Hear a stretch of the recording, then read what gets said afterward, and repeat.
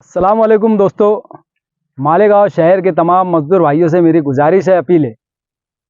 दोस्तों, हम लोग कलेक्टर साहब से ज़रूर मिलेंगे, आप लोग इत्मीनान रखें।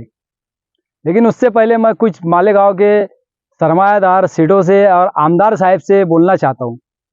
देखो, हमारे शहर के आमदार साहब जब वोट की ज़रूरत पड़ती है तो उनके बीच में आते हैं, वोट मांगते हैं, घर घर घूमते।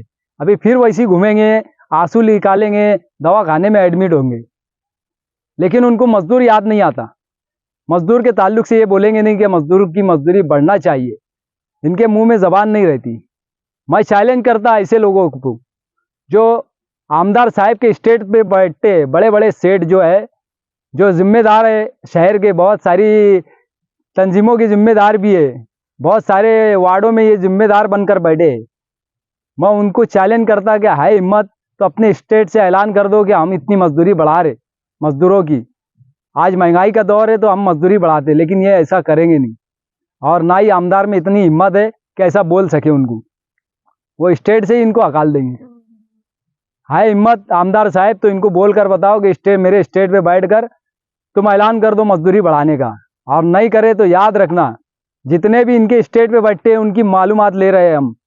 उनके ताल्लुक से फिर पूरी डिटेल हम जिला कलेक्टर साहब के पास रखने वाले, याद रखना। हम किसी के बाप से डरेंगे नहीं।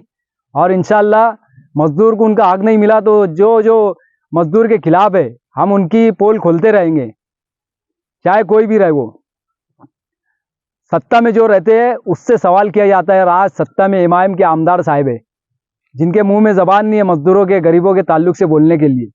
कब तक खामोश बैठेंगे? मजदूर भाइयों, अभी भी वक्त है, जाग जाओ। और ऐसे लोग जो कुछ काम नहीं करते, कौड़ी काम के नहीं है, सिर्फ छछन करते कि मैं ये कर रहा, मैं वो कर रहा, हवा में महल बनाने का काम है इनका, और कुछ नहीं।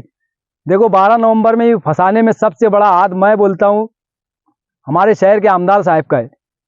उनका बयान था, जिम्मेदार आदमी है वो, और उनका बयान था कि वहाँ पे पत्थर थे नहीं, बाकायदा ला के रखवाए गए। तो 12 नवंबर में जितने भाई लोग फंसे थे उन सबको फंसाने वाले हमारे शहर के आमदार साहब, इमाम के आमदार साहब है।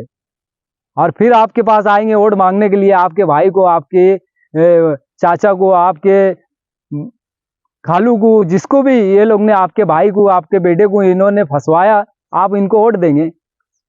मैं तो कहता हूं कि सब मिलकर इनके खिलाफ वोट डालो, इनकी जामीन जब्त करो। आप बहुत हो गया, अंधभक्ति छोड़ो। कब तक अंधभक्त बने रहेंगे? ये पूरे शहर को फंसाते, पूरे शहर को खंडर बनाते जा रहे हैं। कौड़ी काम नहीं करते और सिर्फ झंझट करते कि मैंने ये करा, मैंने वो करा, सिर्फ हवा में महल बनाने का काम। दोस्तों, ये एक जिम्मेदार होने के बाद ये पद मेरा, ये मैं, ये वो मैं, सिर्फ वो सब रहेंगे इनके पास। जमीयत का भी उनको ही सदर बना दो, नहीं तो जमीयत पर भी उंगली उठा देंगे। ये ऐसे लोग हैं। मौलाना हलीमुल्लाह साहब पर भी इन्होंने उंगली उठा दी थी। अगर ये सदर बनते तो कुछ नहीं बोलते उनको, लेकिन सदर जैसे उनको नहीं बोला गया तो उनके भी खिलाफ उंगली उठा दिए। तो ऐसे लोगों को घर का रास्ता दिखाओ। मालेगांव शहर के आवाम से मेरी गुजारिश है, हमारा शहर पहले क्या जाना जाता था और आज कहाँ जा रहा है। दोस्तों, हमको हिम्मत करना पड़ेगी, बहुत हो चुका। अभी भी वक्त है, हमारे बच्चों का मुस्तकबिल संवारना है, हमारे बच्चों को नशे से दूर रखना है। तो ऐसे बुज़दिलों को घर बिठाओ। ऐसे बुज़दिलों की हमें कोई ज़रूरत नहीं है, शहर को कोई ज़रूरत नहीं है ऐसे बुज़दिल आमदार की। ऐसे बुज़दिल आमदार को घर बैठना चाहिए। लॉकडाउन में भी घर में थे, अभी जन्म दाखिले का मामला है तो भी घर पे बैठे ले। और जब कुछ वोट बढ़ाने का मसला आता है, मैं भी साबिक आमदार की हिमायत करता कि उन्होंने जो डबल वोट, बोगस वोट का मामला उठाया, मैं भी उनकी हिमायत करूंगा। बिल्कुल नहीं बढ़ना चाहिए डबल वोट, जिम्मेदारी से बोल रहा। बिल्कुल वोट, डबल वोट बढ़ने नहीं चाहिए, और डबल जो वोट है वो कटनी चाहिए।